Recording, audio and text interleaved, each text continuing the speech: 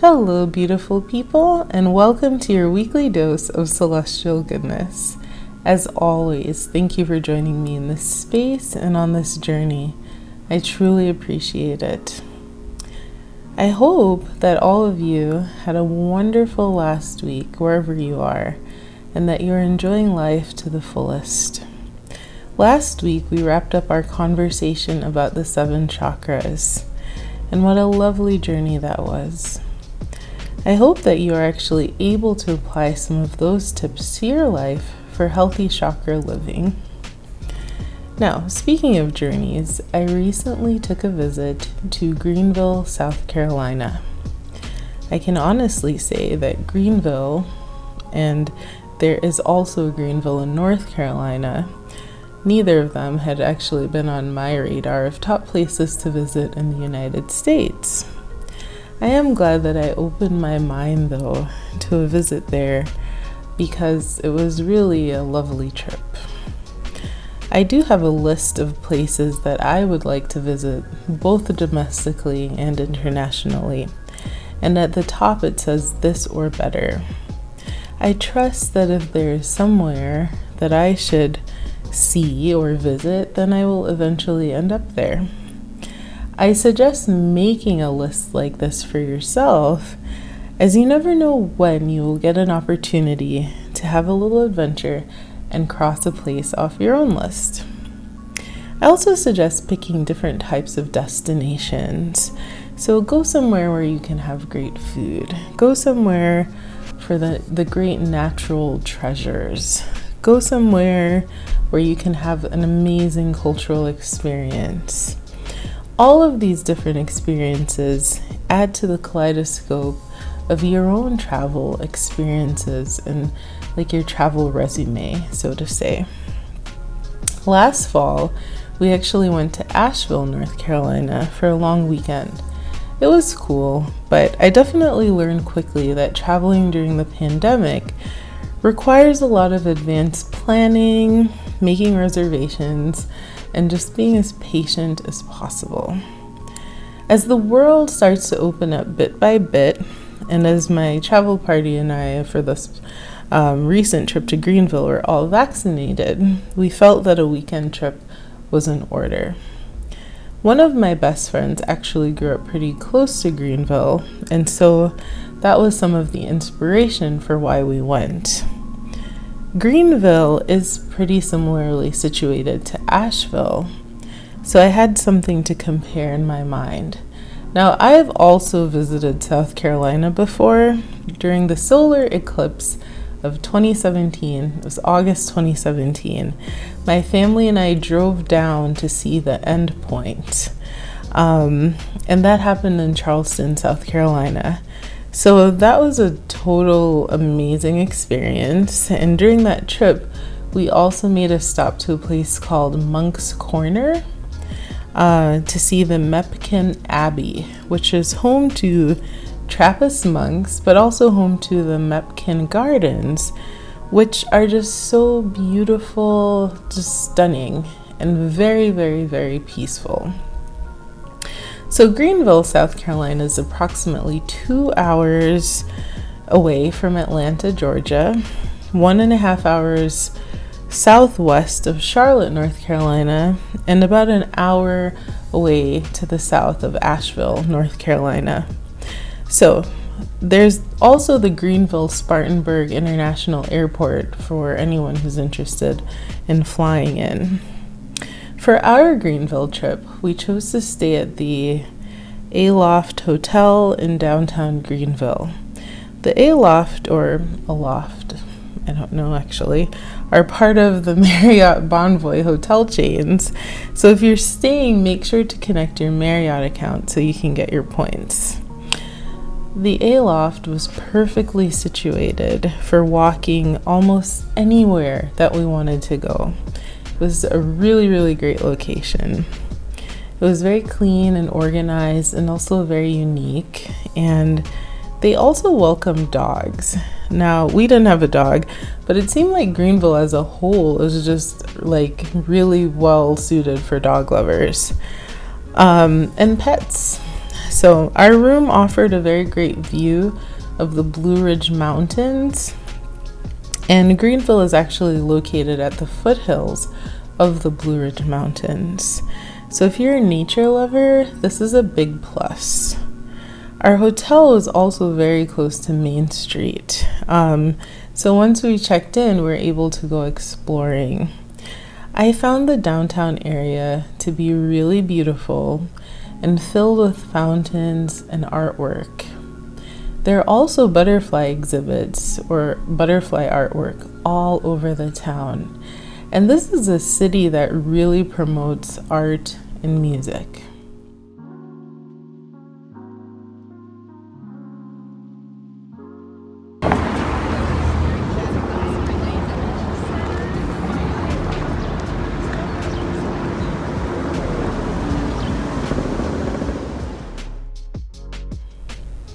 Our stroll took us to the Reedy River Falls and to see the Liberty Bridge, a pedestrian suspension bridge that allows you to get a really great view of the falls.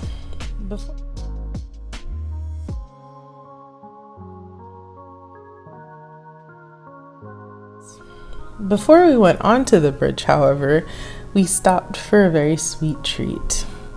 At Spill the Beans Coffee Bar and Ice Cream Shop, we tried a unique ice cream creation.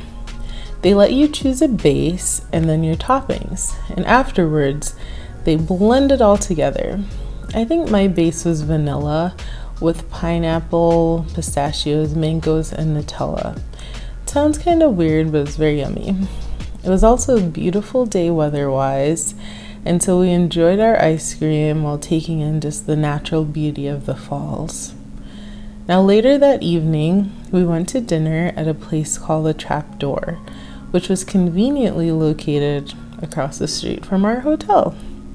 It had a Belgian pub theme and reminded me of the Rathskeller in Memorial Union at the University of Wisconsin, where I went to school. The food was excellent and the service was even better. So, I loved it. After dinner, we strolled along Main Street, and you can really learn a lot people watching and just slowing down to pay attention to see what you're missing when you're just rushing by.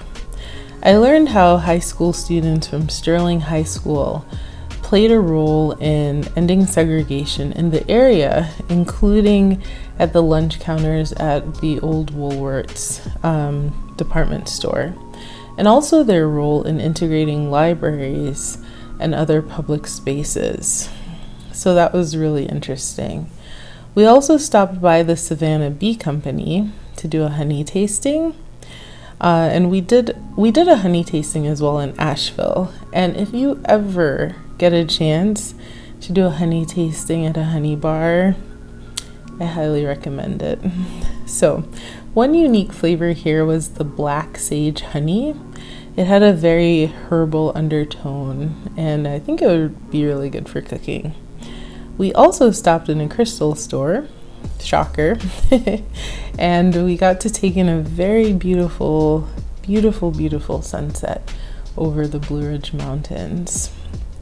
Now, I'm a big fan of including downtime and rest time while on trips. So we had a little break, and that was nice to just kind of decompress a little bit. Then we met up to go to the Swordfish Cocktail Club. You do have to make a reservation by phone in advance, but this place gives the vibe of a speakeasy, and it was totally worth it.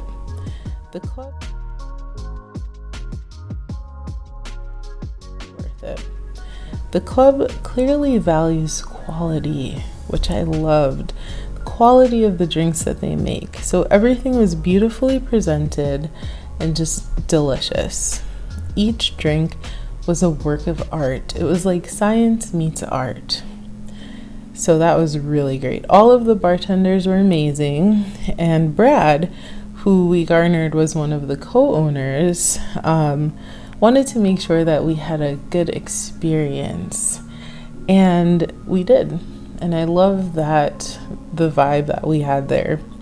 One of the drinks that I had took 20 minutes to make. He placed it in a saltwater container and allowed science to do some fancy stuff. What resulted was a beautiful frothy beverage that came with a spoon. And when I took my first sip, it really felt as though I'd been transported to like the Far East for an evening under the desert skies. Brad also taught us about good gin, and after swearing gin off after college, I felt like I could make a pleasant return. So we topped the night off with warm milk infused with brandy and homemade, yes, homemade at the cocktail club, cookies that were warm.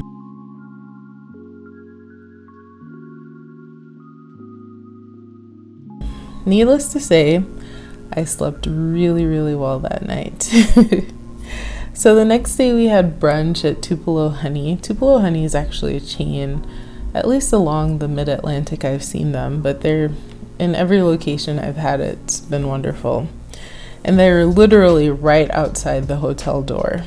So everything was scrumptious. Now, one of the trends that emerged during the pandemic that I think will stay after really is restaurants using QR codes that you can scan to see the menu. I think that, of course, everyone doesn't have a smartphone, so they'll probably still have some paper or plastic menus on hand, but it does have an effect of cutting down their cost and having to help lessen having to clean all of those menus constantly. So after brunch, we went for a walk and a mini hike on the Lake Placid Trail at Paris Mountain State Park. The park was beautiful, it was lush and green, and I love to be out in nature. Even if I'm glammed up for it, I still love it. And there's just something very peaceful and healing and soul-stirring about seeing greenery and about hearing the natural flow of water.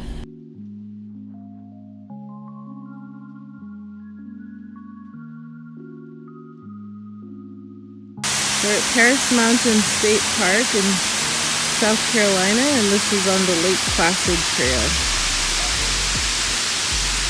Very green, and here's a waterfall. We also drove all the way up the mountain after we walked the trail, but there's limited parking, so we had to just take in the scenic view that way. Afterwards, we explored a little bit more of Main Street, and this included stopping at one of the many art galleries that are in the city. The one that we visited is actually the Artists Guild of Greenville, so you get a lot of different artists' work in the same space. I got 2 prints, one by a Black artist and engineer named John Pendarvis, and the other piece was by an artist named Pat Girls.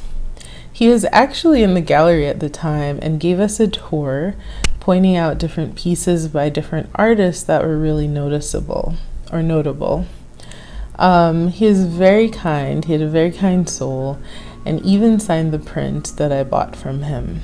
He taught art and art history for the Greenville County Schools for over 42 years. And a few years ago, his students surprised him and his wife with a trip to Europe. So he and I talked about some of the cool travel experiences there, and that was super cool. You just never know when you'll meet a kind soul, and that's one of the reasons I love travel. So after our gallery visit, we stopped at a very cute coffee shop called Coffee Underground. I had an amazing white chocolate beverage and a piece of apple cider pie. Yes, it was amazing. We laughed and chatted and then headed back to the hotel for some downtime. And later we met up with the parents of one of my best friends for a delicious dinner at a place called Larkin's on the River. Now, nothing beats a good meal and good company, so that was just a wonderful way to kind of top off the weekend. Post-dinner, we marveled at the beauty of the city at night. and we went for drinks at a place called Up on the Roof.